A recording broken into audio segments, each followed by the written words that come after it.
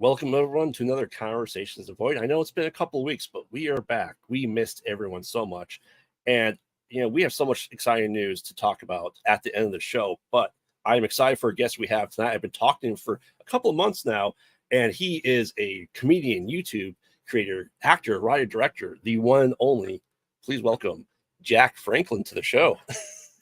What's up, everyone? How you doing tonight? Man, doing it raise rain on my end, man. You're up in Montana, right? Yeah, dude, way up here in nothing going onville, man. Yeah. Here in Chicago, lots of stuff going on as always. That's a town, boy. Chicago's a town.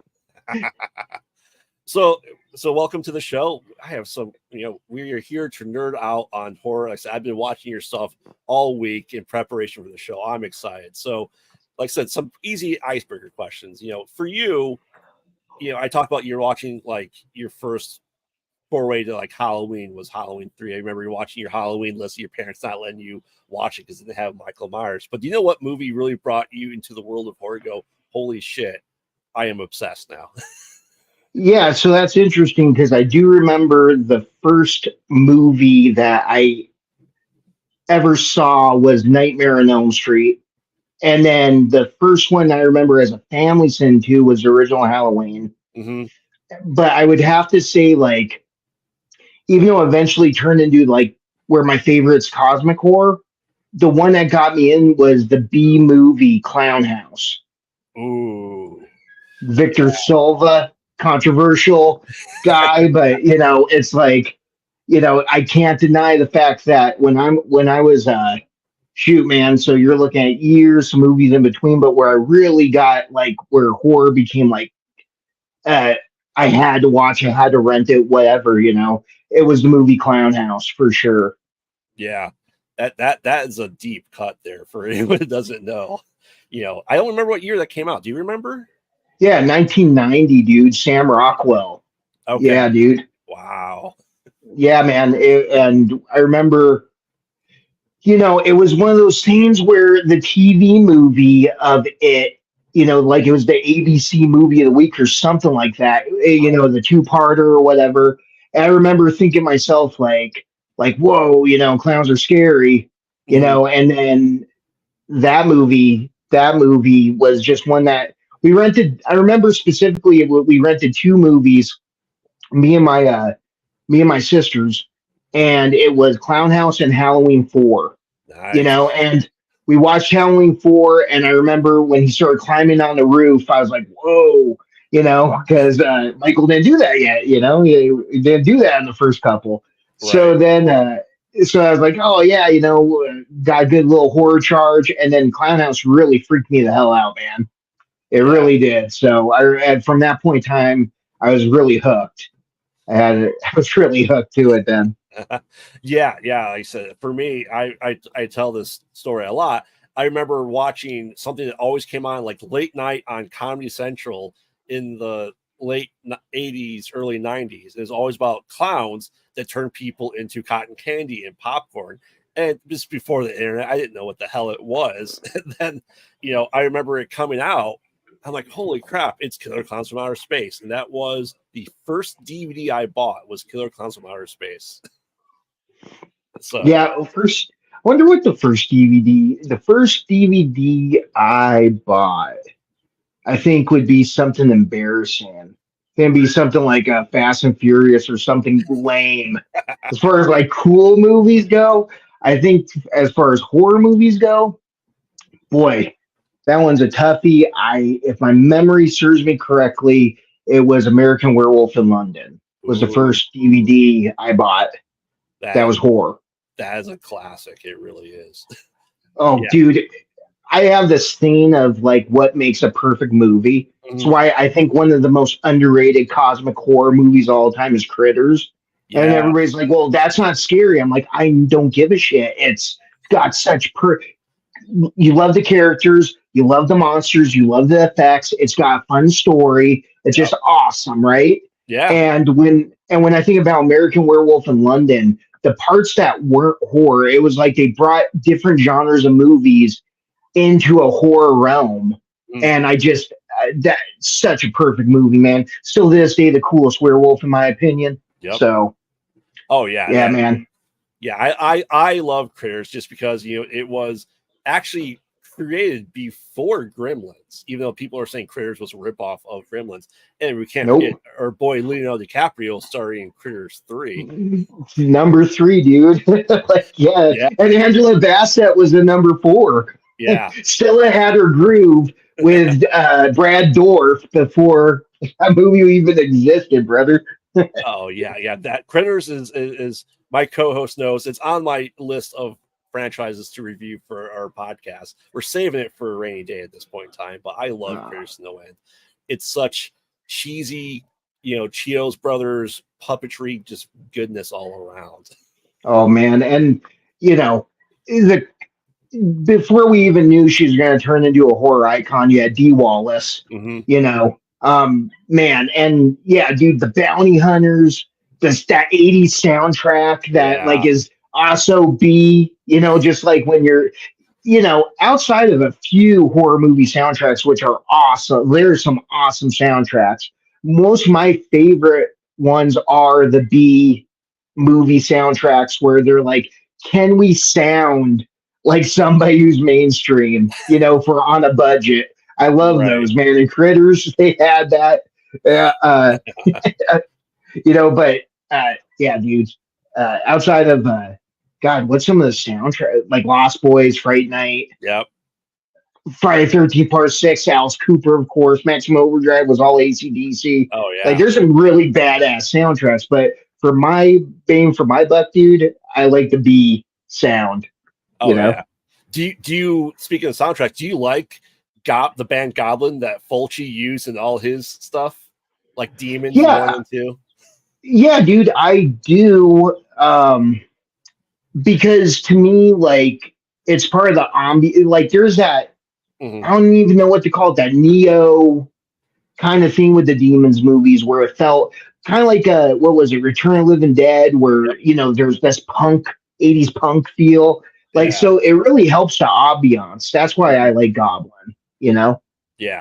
Like I said, I've had this talk with many people before. I think, especially since 2000, new metal and heavy metal has been like such an integral part of horror movies too, that you want a soundtrack, you want a variety of artists, a new metal soundtrack, you pick up Scream 3, you pick up Freddy versus Jason soundtrack, and it's just Spine Shank. Yeah. Spine Shank and all. But you gotta admit, there's always that B feel that goes along with that, like Laid to Rest. Sexy bitches are my favorite kind of bitches. That song, no matter what metal they got, that song's the one that pops in my head when I think of Laid to Rest, dude. Yeah. Oh yeah. So we love our music soundtracks, especially when we do reviews. We think that, especially to talk about 80s punk, Night of the Demons. Yes. Because we had the guy who was a punk. Like they had legit punk songs in it. It's just it captured what it was to be a punk in the 80s, I think. Well, yeah, and there wasn't a funner time, in my opinion, in horror. Like 2000s started, like late 90s, 2000s, we're trying to have that fun. It felt a little studio for my liking, but they tried making their movies starting to feel like fun. Then we got into the remakes of like the popular franchises like Texas Chainsaw Massacre and stuff. But for the most part, like Screams, like those are meant to be fun movies. Those are popcorn movies, Oh, yeah. But yeah, I agree with you. Like late 90s, early 2000s, as we just got all these PG-13 horror movies. We got away from slashers, and France goes, hold my wine. I'm making new French extremity movies to show what horror movies are supposed to be. Yeah. And it took a couple years for America to go, you know what? Torture porn. Perfect. Yeah. What was the one? High Tension? Yeah. Yeah. That one, I remember watching it and being like, because of the age I was just like, I gotta watch this chick who's not really that hot. I want her to be hotter. And then Then she got a little hotter when she started masturbating. But until that point, I was just like, come on. I don't really feel like watching this chick. And the subtitles, or what is it, the dubbing? The Yeah. dubbing was like very 70s kung fu movie, Yes. Shaolin Woodman. But like, dude, like that was some shit, and then but once you got to the effects, Hmm. and I'm trying to remember, man, they got some like crazy like their version of Duel and stuff. Yeah. There's some crazy movies right around that time. You're right. That Yeah. French, and France usually I don't have too much to say nice about France, but Oh yeah. they I think did. yeah, I think Inside and Martyrs were just gut wrenching. I don't know if you ever watched those. Yeah, they are. Yeah, They're fun though. They are fun to watch. They're hard to watch, but they're good. They're good movies. house party movies or movie party movies is how I categorize that, because usually I'm not one who likes a lot of talking during the movie. Like I like to be ultra focused, but some of those you just need to be able to be like, okay, reality is let's joke or say talk some shit about this, Yeah. because yeah, they're brutal to watch. Oh yeah, for sure, for sure. All right, so we have to talk about underrated horror and overrated horror because this is a good conversation I like to have with people. So for you, Jack, what do you think is the most overrated horror IP? It could be a franchise, could be a single movie, something that just go, how did this make $1 billion? Ah, okay, so overrated. Yeah. I'm gonna have to go with um believe it until we go franchise, because then it's underrated a little bit. I was gonna say The Exorcist, Hmm. but when I think about what the time frame was when the movie came out, all that stuff, I'm like, oh, So I'm gonna actually have to say, like, I'm gonna do a throwback, like an old school, where I just don't understand the hype behind is Rosemary's Baby. I Yes. don't get Rosemary's Baby. I'm just like, I don't understand where this is scary. It doesn't, Hmm. you know, it Yeah. just does not make sense to me. Rosemary's Baby would be the overrated movie I can think of off the top of my head. Yeah. You Yeah. know, We just rewatched it very recently because we did like all satanic children stuff. So we did like the Omens, Rosemary's Baby, all that stuff. And I mean it's a long movie too. It's like 2.5 hours. and there's a lot of like where I'm like, what are we doing here? I mean, I get the horrors of her being single and in the city, like where's the husband? Like I didn't feel like it was something where I was like, oh man, Mhm. like what's going on? She's in danger. Like there was none of that, bringing up one of the, like when you're talking about your classic, Mhm. like people rip on the Friday 13th, but they made really strong female protagonists. Yes. And if you can make it an 80s slasher, me care about the character where I'm like, oh man, I want to see her make it. And you can't do that with Rosemary's Baby, like then you failed to catch my attention, man. It's Oh overrated as shit. yeah. Oh yeah. Yeah. I was talking to my parents about it. They saw it when they were dating. They saw and they're very religious. Like so to them it was extremely terrifying at that point in time. Me, I never found it terrifying. And what we say here with my co-host and I, we think The Exorcist is completely overrated. Pretty much all of them. I will say, yeah, I agree 99%. But I do have a soft spot for Exorcist 3. The Hmm. acting's good. I felt like there was good pop scares. I feel like there's a good chunk of scariness. Like as far as like there's this ongoing thing that I'm like, oh man, there's a good unsettling feel to it. Oh It's one of the reasons where I look at the paranormal activities. I'm like, no matter what you say, the feel of it, the when you're watching it, that feeling you get while you're watching it. yeah. Hmm. Sometimes not the scariest, but to some it is. But regardless, both sides could agree that that ambiance that's Hmm. happening while you're watching it is like you're like, ugh, Oh something's yeah. gonna happen. So Oh yeah, yeah. Paranormal Activity has a special place in my heart because when they were doing their marketing to get people to say, "Hey, come to our city," I was on that list, and I was able to get my name in the credits and as a special things, just because I was one of Oh, the first really? people to bring it to the area. Yeah, so That's cool. yeah, Yeah, so, that's cool, man. yeah. So I love it, and I also love found footage a lot too. I'm biased because I'm part of a found footage production team. So So here's the thing.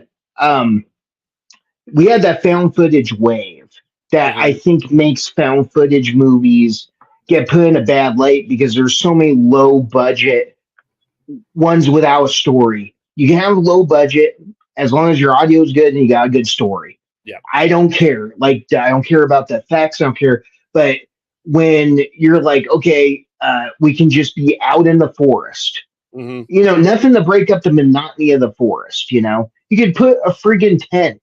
Go to Walmart and buy a $20 tent, and help break up the monotony of just trees, trees, trees, and then you're acting subpar, and it's like, man, I'm rooting for indie film, I really am, but it's like they kind of make you shoot behind the eight ball, man.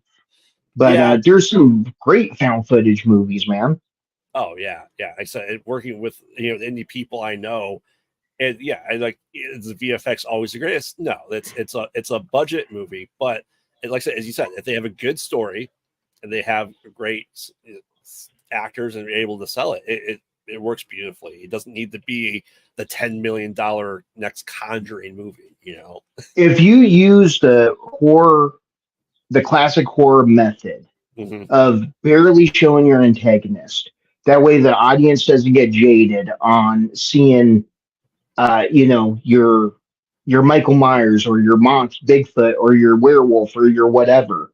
Right. If you can have it where it's sparing and every time counts, that's one of the things that makes Jaws so great is Hmm. uh, everybody talks about the shark jumping off on the boat or the cage scene or things like that. But the one that always stuck in my mind was when they're in the pond and the guy's boat tips over and you see the side profile of the shark take off his leg. Yeah. That to me, I'm like, that's a monster movie. That's what you do. You show the monster like that. And if Yes. they did that with found footage, I think that when they do, there's more success than not, Hmm. especially when you're talking about cryptozoology and all those kind of Yeah. stories. I think if people were like, man, like us as horror fans, especially, there's this thing where we're willing to forgive a lot. We Right. will forgive so much if you just give us a really good story and you give us a couple good scares. We're going to be rooting for the movie. You know, Yes. if you lose the illusion, if you take me out of the fantasy of when I'm sitting down to just be engrossed in your movie, then that's not on me as a fan. Right. Oh yeah, I completely agree. Like one of my good friends, he made Tahoe Joe, which is a found footage Bigfoot movie. And his idea with the creature, scripted universe is to show it as little as possible, like Bruce the shark in Jaws. And I think it Yeah, works perfectly for that. dude, like one of the problems with the high budgets and stuff is they feel that what, we gotta give them what they've never had before, more monster, and that's not true. Hmm. Cloverfield and all, like, you don't have to give us more monster. You Yeah. know, give it, better actors, better soundtrack. Like, there's so many ways you can spend that money, but we don't need to see more monster. We need to see Right. appropriate amount that helps drive the story. Yeah. Oh yeah. And then just it. So famously Blair Witch, you don't see the witch at all. You Nope. know, and I Yeah, know that's a no. big criticism of the 2016 one. That people are like, oh, we actually saw the witch, and they said it ruined it. I'm like, I don't think it did. I don't think it took away from it. I don't know what we were No. expecting it to look like, but it's still a very small glimpse. I still think it was a right amount too. Yeah, it's and like, man, like, so yeah, I could see if they did more where Mhm. somebody would have that kind of criticism. But when I think about like witch characters and stuff, you think about that fly on the wall or the character that gives exposition. Yeah. Pumpkinhead, dude, Hmm. the witch character in Pumpkinhead. Would we consider the old lady in Phantasm? Would she be witch? I think she would be a witch. I think so. Yeah, I can Yeah, categorize her as that. he puts his hand in the box Yeah. and like, yeah, I can't get. So when they're those kind of characters, I actually like seeing them. Hmm. As far as like a main scary character, I can't knock 2016 Blair Witch, man. I really can't. Like I Yeah. watched that, I enjoyed it. It Yeah. was what it was. Oh, for sure.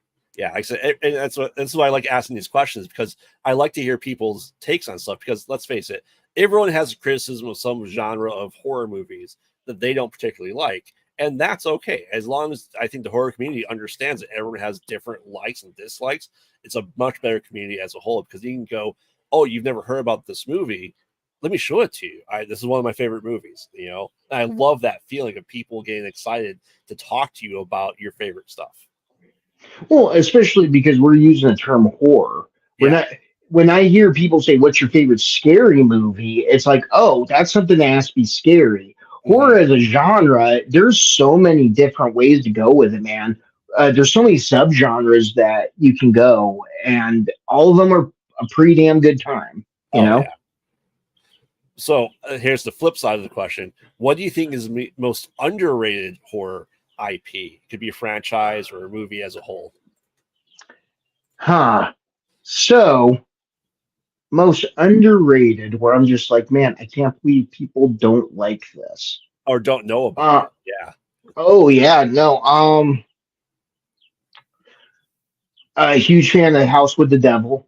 I Hmm. thought, I was like, man, and I remember The Roost with Ty West, man, where I was Hmm. like, I remember seeing that, and I think it's like a Showtime, like I watched it on Showtime or something. It was like their production or something. Yeah. Um, I'd say I tell you a movie that gets knocked on a lot is the Tales of the Crypt movies, Demon Knight and Yeah. Bordello of Blood. I thought those were both awesome. Like, Oh what's yeah. what's people's problem with these movies, man? Like, they're awesome. Right. Um, yeah, so I would say, uh, yeah, off the top of my head, those. But I'm trying to think, man. There's just like, cause I remember like, God, what's the one where it just came out like probably right around that 2016 2018 range, where it's the two brothers and they're cleaning out the video store and they find the game. And they find the game. Yeah, they find the game and then they put it's like a VCR game, and then a bunch of weird stuff starts happening and they have to finish the game out. It's like Dungeons and Dragons esque or something. Oh. Damn. Oh, what was that? I don't remember off the top of my head.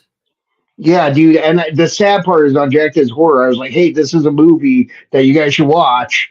Hmm. And it was like in that cosmic horror realm. But yeah, and now I don't even give it the justice that it deserves. Uh, People don't know about The Void. The yeah. Void is Oh, I another one love the where Void. such a cool, that Lovecraftian feel, you know. And I would say like this isn't true anymore, but growing up, it was always Halloween 3. Hmm. Growing up, Halloween 3, it's like, oh, that movie sucks. It's like, really, have you watched it? Because if what you're saying is, oh, it doesn't have Michael Myers, I can agree with that. But you saying it sucks, like Right. we're watching two different movies, man. You know? Yeah. Yeah. My producer let me know it's called Beyond the Gates. Is the movie we're Yeah, there talking you go. Yeah, dude, that's I people when they were knocking it, they're like, oh, the effects are like and they weren't getting what they were going for, man. about. What they were going for was now my contacts all bugging out. What they were going for was that cool 80s feel. Like I don't understand anybody's problem with that movie. I thought that movie was awesome. Yeah, yeah. I haven't watched it in a while. I need to watch it again, because this is why I do the show, is to remind me of stuff. Because, like, quite frankly, when we talk to people, like, oh, we should do an episode on this and find our movies to review for that week too. Southbound, dude. That's one Mhm. a lot of people don't know about. Southbound's a fun movie, you Yeah, know. Yeah, I'd say like that's a fun movie, man. What's your guilty pleasure horror movie that people are like, oh, you like that? Oh man. I'll tell you Yeah, mine. dude. Jack Let's hear Frost. it.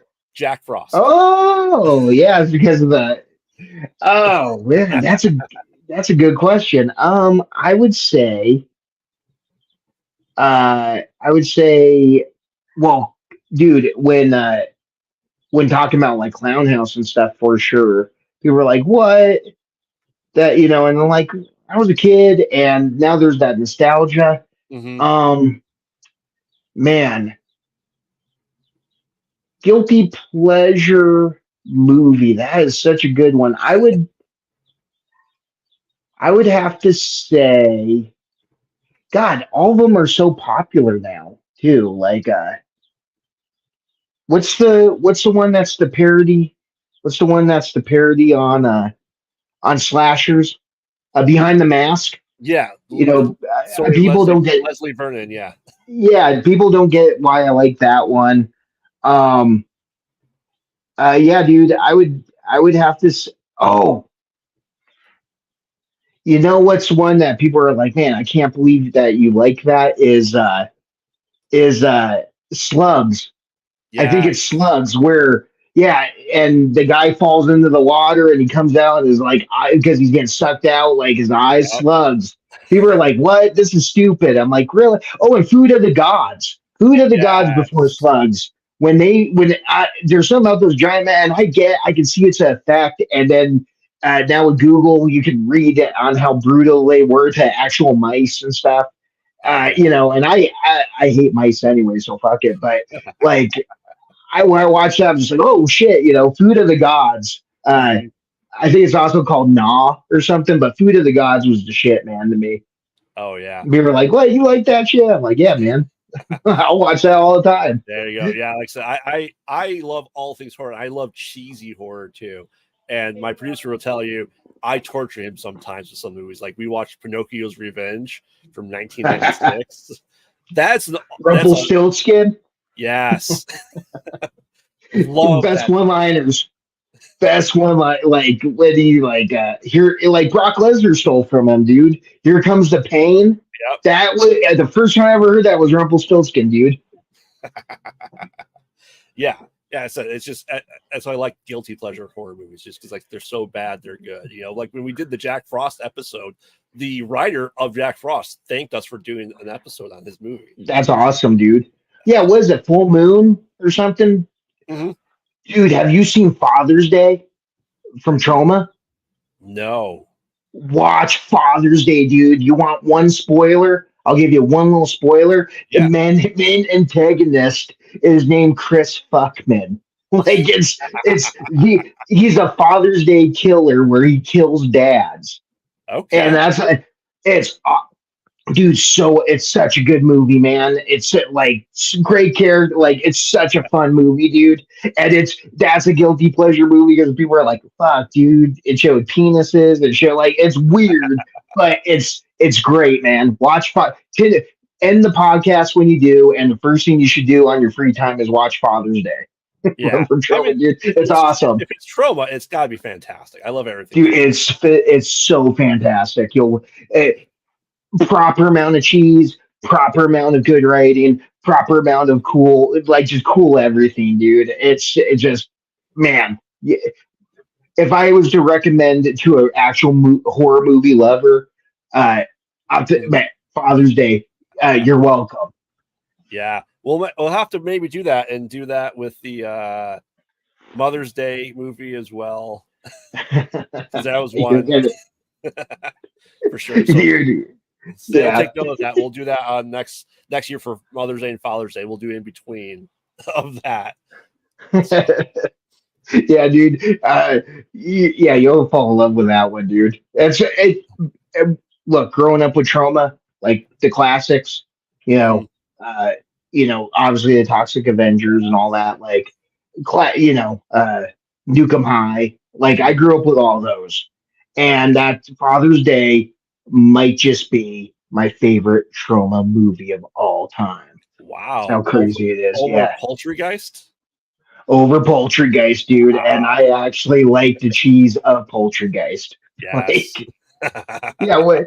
And then what's the other one? That wasn't Thanksgiving. Yes. That was horrible. Like that one, I'm like Poltergeist at least had some fun. The only thing they did was make a puppet all rapey and rated R with his language with Thanksgiving, dude. Oh yeah, yeah.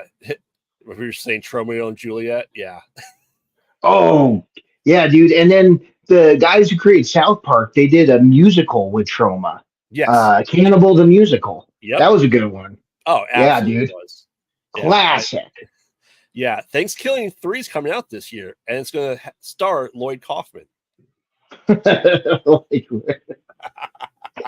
I actually know somebody in it, so. yeah, poor Lloyd Kaufman, dude. Like that, I like the Thanksgivings. I don't know, man. Look. I've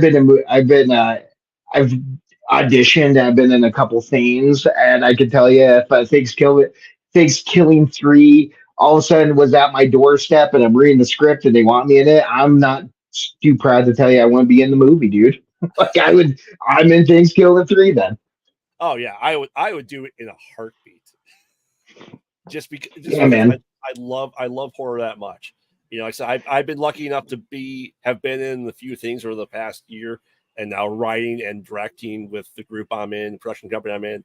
I'm excited to do stuff like that too. So it's Dude, have you ever ran into an actor that like one thing like you like if you're in something, yeah, you're coming from it from a horror fan, you can read the script, you kind of know what's going on. When you're talking about like an actor, dare I see a theater actor, have you ever had anybody who like they just wanted as much camera time as possible? yeah, Isn't it awkward because they'll try and like kill themselves or be hurt or be scared and always be like where the shot's the best on them? It's just like, what are you doing, dude? Like, it's so nuts, man. yeah. So we're going to be wrapping up here a little bit at a time. But I want to talk about what you've been in and stuff like that. So can you tell us what you're working on currently? So what I'm doing currently, actually, I don't know what my next project is, even though I know my next project as far as film goes, because I'm going to be an actor in a 48-hour film festival. I'm actually doing a comedy show the night where the way the festival works is they give you two genres Mm-hmm. to write on, Yeah. and I'm not going to be there for that because I'm doing a stand-up show. And then 29th, I'm emceeing an event. So I'm going to act around like I basically double booked all the nights that the 48-hour film festival's going. So it is what it is. As far as anything else goes, man, I was hoping by the time that we did this podcast that I would have relaunched Jack Does Horror. That's still in the works. Man, outside of that, man, I've just been really booked and doing a lot of stand up, man. A lot of stand up. So Yeah, that's awesome. Because like I said, I went through your videos, and I hope you come back. I'm really enjoy watching what you're doing. Especially your top tens. I was really interested in your top third movies of franchises as well. yeah, you talk dude. about you talk about Halloween. 3 Seasons Witch being your ultimate favorite and everything like that. I like that you have Exorcist 3, but you didn't have Critters 3. Surprisingly I enough. didn't. Yeah, no, it's because it should be a surprise, dude. I love the Careers franchise, but as a third, it's a huge letdown to ones and two. Mhm. 1 and 2, like that sequel, the kid comes home on the bus. The town's weird. They're treating him like he's this just big asshole liar, and now they all have to eat shit because the kid was right the whole time. And like 1 and 2, if I was doing best sequels, Critters might be in there. Yeah. But thirds, dude, I can't give Critters 3 that much credit, even with the great Leonardo DiCaprio. Yeah, for sure. All right. So gotta ask everyone this. I generally know the answer when I talk to people. Practical or CGI? What's better? Practical. Oh yeah. Yeah, That's, yeah. yeah. I've had some VFX guys on here that did the VFX for Smile, and of course, they said CGI because they go. The problem with good CGI is you don't know it's CGI. We only know it's bad CGI, and that's Sure. really the issue. One thing when I was in the movie Redemption, Mm-hmm. as a short, there's an effect in there. I won't say which one, but the effect in there was actually a composition shot of photos. Like they basically photoshopped the final effect, or there, I just spoiled it. It was the Yeah. final effect. But, I remember, well, one of the things where it sucks on YouTube because of the compressed file, Mm-hmm. that it takes half a second away from that clip, and that half a second was such a sell, like it was such a sell. You're like, whoa! But with that half a second gone with the compressed file, it's like looks like a very quick shot.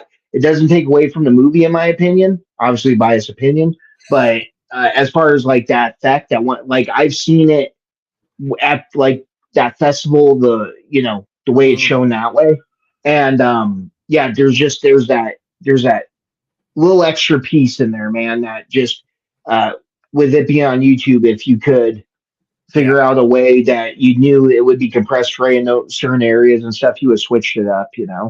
Yeah, that compression does get me too. Some of the uploads I do, it's a pain in the butt, quite frankly.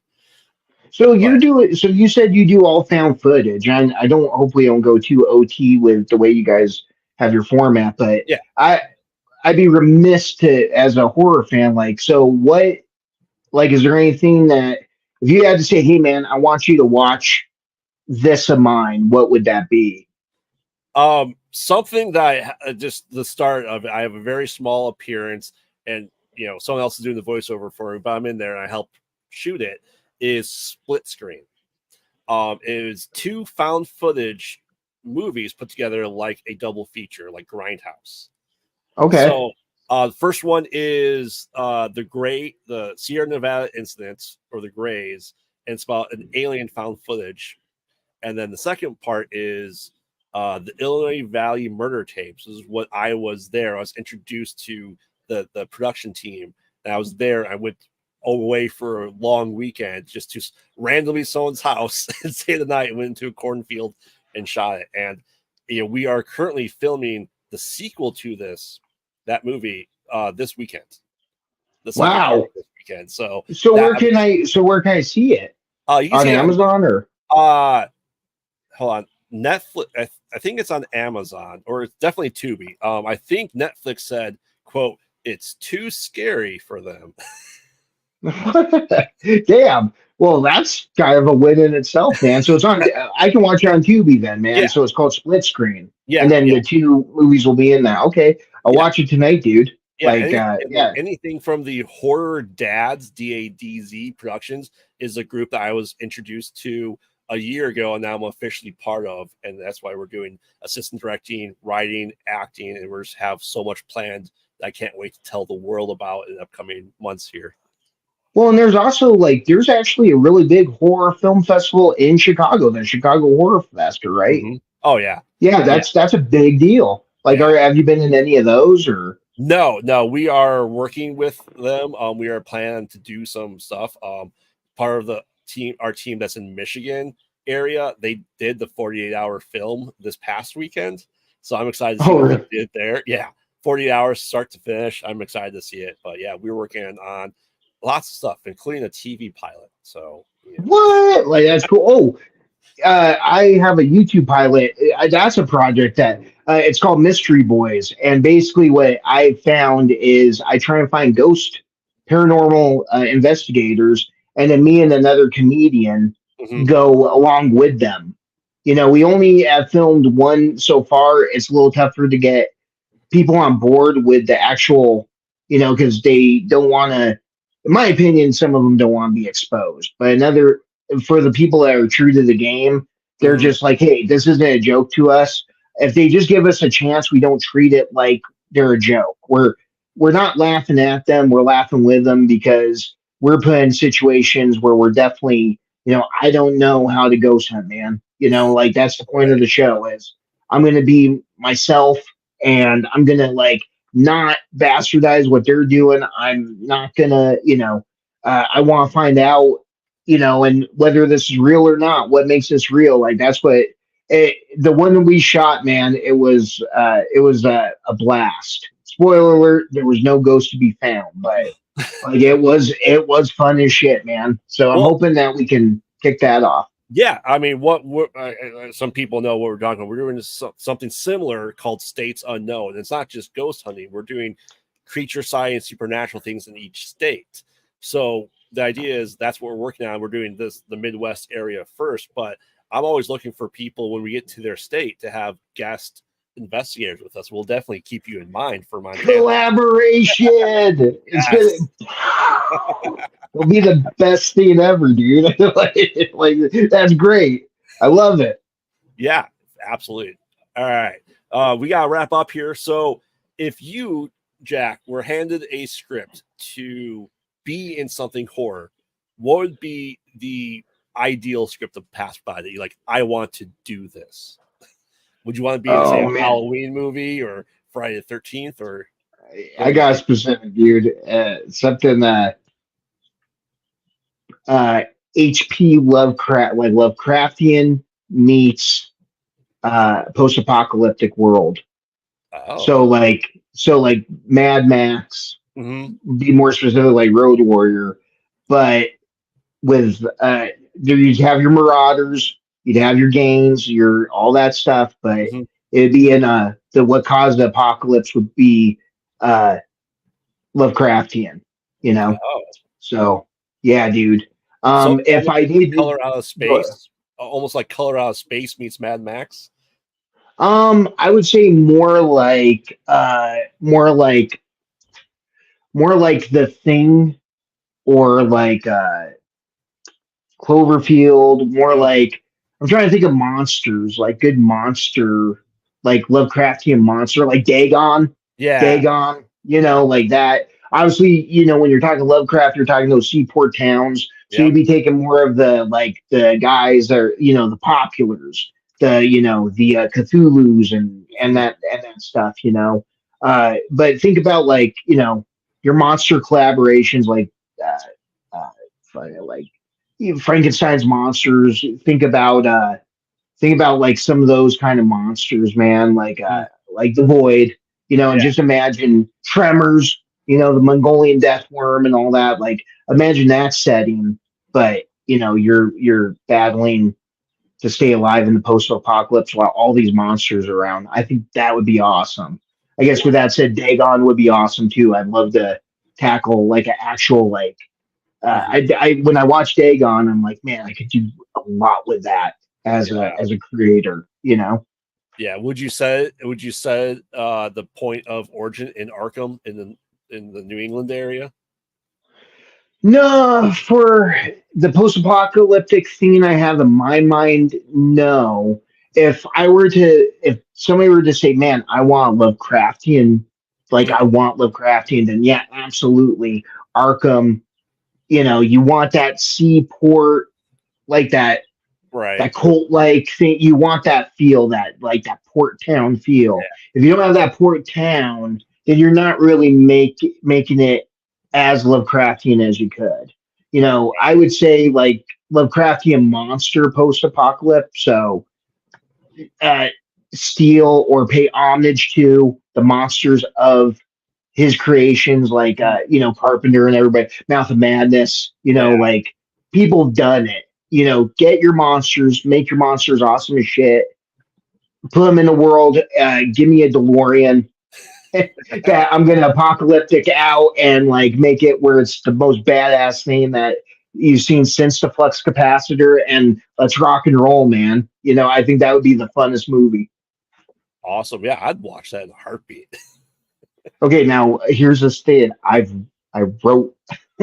I called it Road to Nowhere, man. And because of the Talking Head song, I was like, that's a great name for this project. So also the way they ended the movie Little Monsters, Road to Nowhere, when they're on the beach being all corny.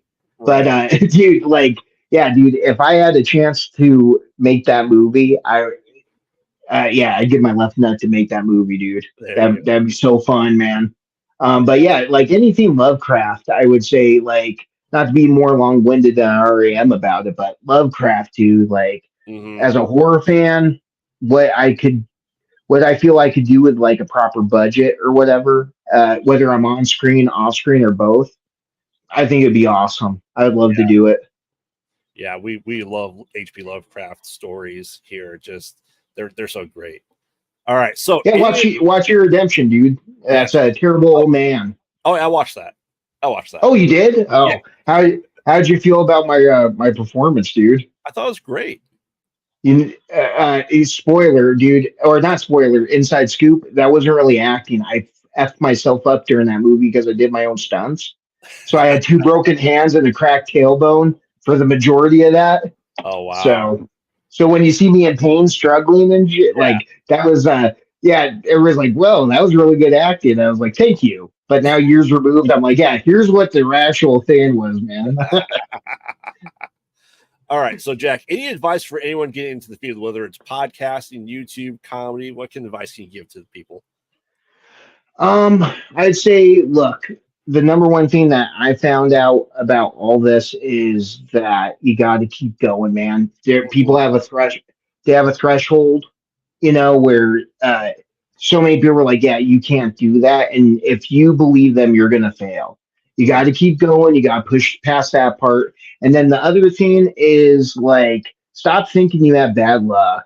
Like, man, with people dying of like diseases, wars going on, famine, people having their kids kidnapped. There's so many horrible things that happen that if like comedy, for example, I thought like you bomb on stage, is that really bad luck? No, man, you're alive, you're breathing, you didn't get hit by a train or some shit. Like you're good.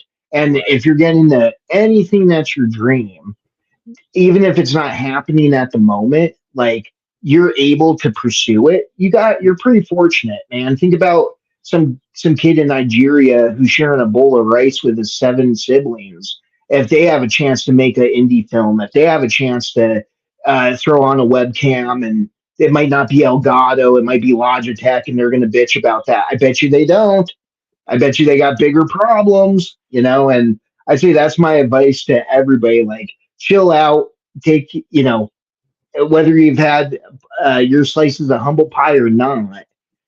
If you're doing what we're doing right now, you got it pretty good, man. Yeah, Yeah. like you don't have bad luck. You're just looking at it in the wrong lens. Mhm. Switch up the way that you look at things. You're alive, you're ticking, you're breathing, man, which means you got a chance just like anybody else. So rock and roll. Awesome. Awesome. All right. You ready for your random horror movie trivia question? Let's rock and roll, dude. All right. Herbert West is a medical student who invents a reagent that can reanimate deceased bodies in what 1985 film? Reanimator. Yeah. There you go. Yeah, Sometimes they're dude. easy, sometimes they're hard, but awesome. Reminds me, before we go, what is it? The stuff. Yes. That's such a good movie, man. That's another guilty pleasure one. There you go. The stuff, dude. Yeah. All right. So, Jack, thank you very much. Before we go, give us your pluggers. Where can people follow you and everything you do? Oh yeah, so Instagram, Jack_does. I'm sure if you just look up Jack Franklin, but Jack_does. Jack Franklin comedy. Jack does horror. I'm 40, dude. You can still find me on Facebook. Like I'm in the right age group for that. And so another project I want to eventually do again. And I think with resources becoming a little more there, I did a cartoon called Apocageddon. Hmm. So people can check me on that with BleedTube. We didn't get into this, but I love Phasmophobia. I love The Forest. I love playing those games. So horror movie games and stuff. I'm sure there's something in that in the future once I can get a little more organized. But if I'm missing anything else, that's my bad. Like Awesome. I need to stick to one thing at some point. Like too many things I'm doing anyway, man. Yes, for sure. So, thank you, Jack, very much for coming on. I appreciate you coming on. And thank you everyone for watching. Make sure to like, comment, subscribe. It really helps the channel. And we'll see you next time. And make sure to not get lost in the void. Split screen. I'm gonna watch it. All right.